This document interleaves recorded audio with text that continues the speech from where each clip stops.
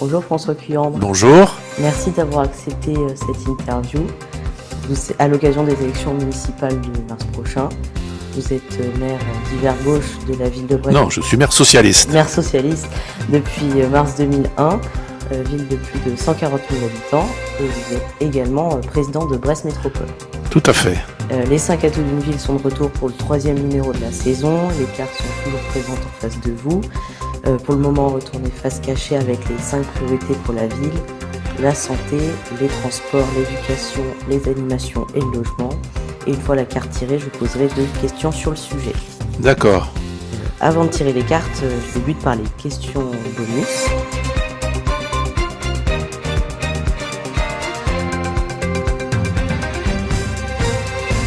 Vous êtes donc président de Brest Métropole, et en quoi consiste cette fonction ?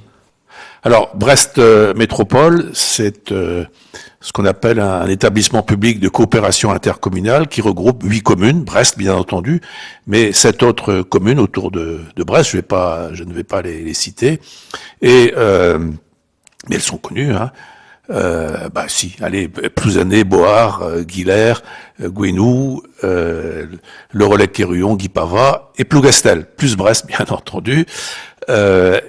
Cette métropole, est compétente dans plein de domaines, je dirais du quotidien, hein, les transports, on va y revenir tout à l'heure, la voirie, les espaces verts, tout ce qui fait l'éclairage public, la collecte des ordures ménagères, bref, tout ce qui fait la vie de tous les jours des habitants de l'ancienne communauté urbaine créée il y a plus de 50 ans. Mais c'est aussi la métropole qui porte des grands projets, hein, on va peut-être parler du tramway, mais les grands équipements, hein, je regarde le Quartz, Océanopolis, l'Arena, la patinoire, etc. Tous ces équipements sont propriété de la métropole. Et vous cumulez donc 2 fonctions majeures. Et comment s'organise votre quotidien pour assumer ces 2 responsabilités ? S'organise en fonction des demandes de rendez-vous, soit à la ville, soit à la métropole. J'y vais d'ailleurs tout à l'heure, j'ai rendez-vous avec mon directeur général. Voilà, donc c'est une question d'organisation du temps de travail, c'est-à-dire une quinzaine d'heures par jour. Et je souhaite évoquer donc l'atelier des Capucins et le téléphérique. Ces 2 projets ont profondément marqué la transformation de Brest au cours des dernières années. L'ancienne friche militaire est devenue un grand équipement culturel et public, et le téléphérique a été le premier en France à être intégré à un réseau de transport urbain, et une première mondiale également par son système du, je cite, saute-mouton à câble. Oui. 2 projets emblématiques souvent associés à la reconversion de ce secteur de la ville. C'était des projets ambitieux. Pourquoi avoir fait le choix des Capucins et du téléphérique pour transformer ce secteur ? Alors le choix des Capucins, c'était une discussion longue parce que c'était l'arsenal, comme disent les Brestois, hein, qui était présent aux Capucins, et l'État, la Marine nationale, le ministère des Armées, souhaitait se séparer du plateau des Capucins, des 2 plateaux. Hein. Il y a les ateliers qui sont bien connus, mais au-dessus il y avait le 2e plateau qui maintenant comporte notamment du logement, y compris du logement social. Voilà. Et donc lorsque l'État est venu me voir pour me dire est-ce que ça vous intéresse, je n'allais pas dire non. Enfin, ça aurait été absurde dans cet endroit extraordinaire. Hein, on sait que Brest a été bien détruite par la Seconde Guerre mondiale. Les Capucins ont été construits sous Napoléon III, hein, lorsque la marine française est passée de marine à voile à marine à vapeur. Hein, les moteurs de beaucoup de bateaux et hélices, etc., ont été construits là. Et personnellement, je ne voyais pas comment la ville et la métropole pourraient se désintéresser de cet espace extraordinaire. La plus grande place publique ouverte d'Europe que nous avons réalisée, une médiathèque extraordinaire. Et puis, lorsque on s'est porté acquéreur, on s'est posé la question comment accéder à cet espace, parce que c'est en gros pour celles et ceux qui connaissent Brest, c'est une presqu'île, hein, et donc le téléphérique nous est apparu comme le moyen le plus efficace et le moins cher pour relier la rive gauche où nous sommes à la rive droite où se trouve plateau des Capucins. Voilà, c'est une première en France. C'est pas une première mondiale. Hein. Vous allez au Brésil, à New York, etc. Il y a des téléphériques urbains. Mais c'est vrai que pour le commun des Français, le téléphérique est lié au ski. Bah non. Je termine ces questions bonus avec un nombre qui tient à cœur rapidement, le 10. Brest a été classée 10e ville française où il fait bon vivre. Et comment réagissez-vous à ce résultat? Bah, on peut encore mieux faire. Non, mais moi, c'est un joli classement. Hein. J'ai l'habitude, mais il faudra pas le répéter, de classer les villes en deux catégories, les villes portuaires et les autres. Hein. Voilà, il suffit de regarder là pour voir que la mer, pour nous, j'ai coutume de dire, on a de l'eau salée dans nos veines. Voilà, être une ville portuaire, c'est pour moi quelque chose d'extraordinaire. Bah, vous pouvez tirer le premier atout. Les transports. Les transports, justement, j'ai choisi évidemment de parler du tramway. Lors de votre arrivée à la mairie, la décision de lancer ce projet est évoquée. En 2004, les études sont lancées et c'est en 2006 que le tracé de la ligne A est validé. Les travaux débutent en 2009, la ligne est inaugurée le 23 juin 2012 et c'est un succès. Et dès 2014, la machine se remet en marche pour la ligne B. En 2019, c'est acté, la seconde ligne verra donc le jour. Les travaux commencent en 2022 et depuis ce 14 février, donc, le tramway et le BHNS sont en service.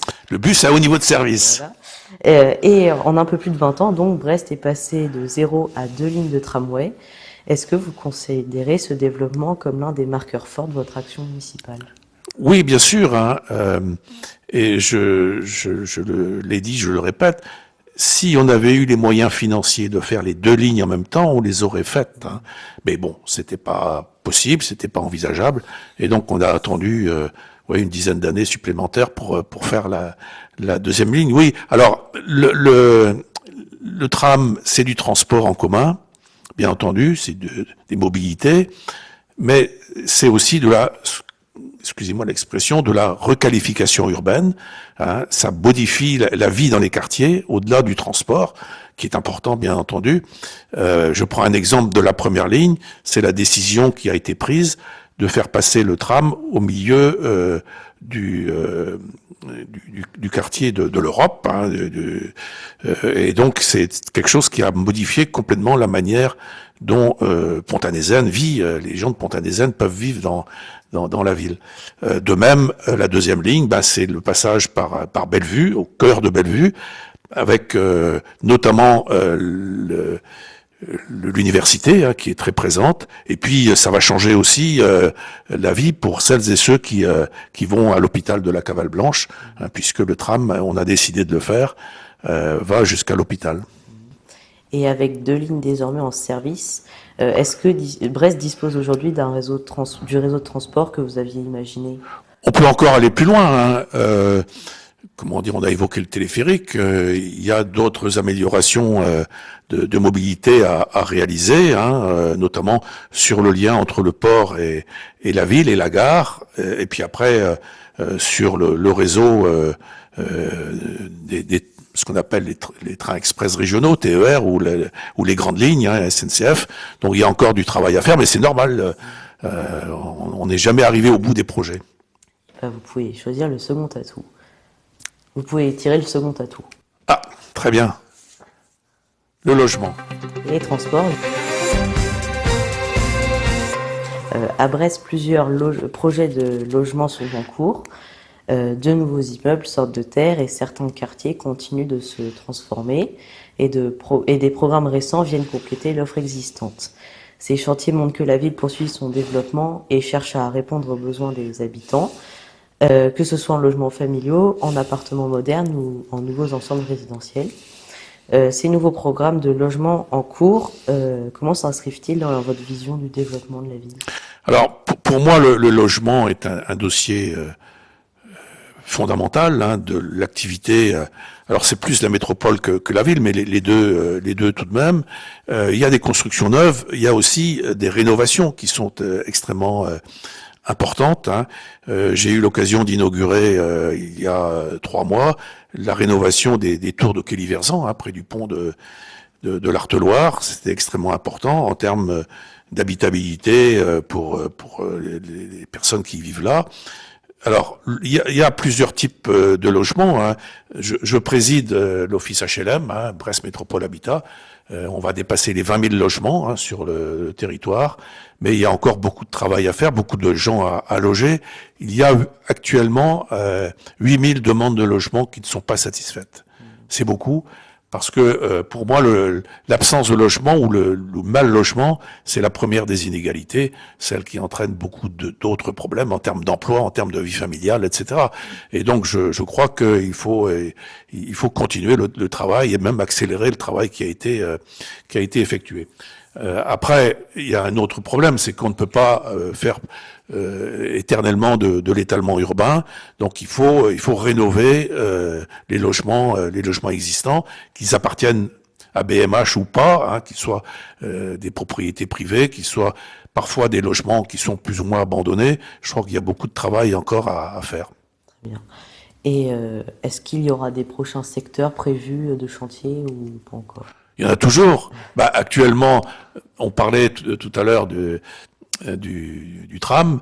Il y a des gros chantiers qui sont en train d'être réalisés sur Bellevue, hein, dans le quartier de Carbernier, avec des démolitions, reconstructions de logements plus adaptés aux besoins actuels. Non, il y a toujours du travail à faire, je dirais bien heureusement. Ouais, très bien, et vous pouvez tirer le 3e atout. Bon. L'éducation. L'éducation. Depuis plus de 20 ans, Brest a beaucoup investi dans ses écoles publiques. Des bâtiments ont été rénovés, des cours ont été transformés et l'accessibilité a été améliorée. C'est un travail long, parfois discret, mais qui change vraiment le quotidien des enfants et du personnel. Aujourd'hui, le réseau des écoles publiques n'a plus grand-chose à voir avec celui des années 2000.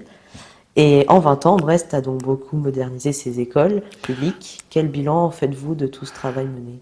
Alors, le dossier est compliqué, hein, parce que les écoles primaires sont effectivement propriété de la ville de Brest, mais les collèges, c'est le département, conseil départemental, les lycées, c'est la région, voilà. Et puis l'enseignement supérieur, c'est l'université, c'est l'État. Voilà. Donc nous, notre compétence, elle est en priorité, même si on aide, par exemple, l'université, hein, dans ses travaux de reconstruction, mais ce sont les écoles maternelles et primaires, hein, l'élémentaire. On a fait beaucoup de travaux. Effectivement, j'ai inauguré, ça fait 5-6 mois, la nouvelle école de Kérisbian, hein, à Saint-Marc, 14 millions d'euros. Bon, mais on a outre les écoles neuves, hein, l'école reconstruite, on fait beaucoup de travail pour améliorer les cours d'école, les abords des écoles, hein, comment on sécurise les abords des écoles, et puis ce qu'on appelle la mise aux normes énergétiques des écoles, parce que beaucoup ont été construites à la Libération, hein, lorsque on se préoccupait pas des questions d'énergie ou de perte d'énergie. Voilà, donc beaucoup de chantiers. C'est le premier budget de la ville de Brest, hein, de la ville. Cette fois-ci, c'est la ville. Donc chaque commune gère les écoles dans son territoire. Et y a-t-il encore des chantiers à mener dans certaines écoles publiques? Bien sûr, il y a toujours des chantiers à mener. Hein. J'ai évoqué la mise aux normes énergétiques, hein, pour les enfants et pour les enseignants, c'est quelque chose d'important. Il y a beaucoup de travaux qu'on fait dans les cantines, hein, pour les rendre accessibles. Et puis il y aura toujours des nouvelles écoles ou des écoles à reconstruire. Vous pouvez tirer le 4e atout. Wow, ça va vite. La santé.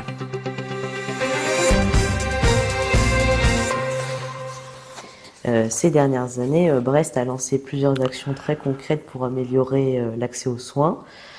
Ouverture de nouveaux centres de santé, arrivée de professionnels supplémentaires et renforcement de la prévention, et modernisation évidemment de certaines structures de proximité. Sont des projets visibles qui changent le quotidien des habitants. Et parmi les actions récentes menées dans le domaine de la santé à Brest, lesquelles considérez-vous comme les plus marquantes? Alors, question compliquée, parce que la santé, c'est d'abord la compétence de l'État et de la sécurité sociale. Alors, la ville intervient, bien entendu, j'ai un adjoint chargé de la santé, mais on intervient d'abord dans la prévention. Hein, par exemple, dans les écoles ou dans les collèges, on intervient pour dire attention, ne passez pas trop de temps devant votre téléphone portable, faites attention aux repas. Alors, c'est important, hein, les repas dans les cantines. 80% des repas servis dans les cantines publiques, des écoles élémentaires, sont bio. Hein, c'est quelque chose d'extrêmement important. On anime également ce qu'on appelle avec le service public de la santé les lundis de la santé, hein, sur des thèmes bien ciblés, bien précis. Il y a toujours beaucoup de monde. Et puis on travaille, je dirais, la main dans la main avec les services de santé. Alors il se trouve que je préside ce qu'on appelle le conseil de surveillance du CHU, hein, du centre de l'hôpital. L'hôpital public, et donc c'est pour moi quelque chose d'extrêmement important, comment on travaille avec différents acteurs, hein, les hôpitaux, les cliniques, les médecins privés, etc., pour faire en sorte que la santé soit considérée comme prioritaire. C'est pour nous, même si on n'est pas en compétence directe, hein, c'est pour nous quelque chose d'extrêmement important. Et quels sont les prochains projets qui sont dans les cartons encore? Alors sur quel la santé au niveau rénovation ou autre? Le CHU, encore une fois, je préside, a toujours des travaux à réaliser, tant sur Morvan. Morvan date en partie d'avant la guerre, hein, que sur la Cavale Blanche. On va, par exemple, le CHU va reconstruire l'hôpital psychiatrique de Beauharts, hein, c'est un très très gros chantier, et ce qu'on appelle les EHPAD, hein, les maisons de retraite pour personnes âgées dépendantes, c'est un très gros budget qui va nous occuper dans les années qui viennent.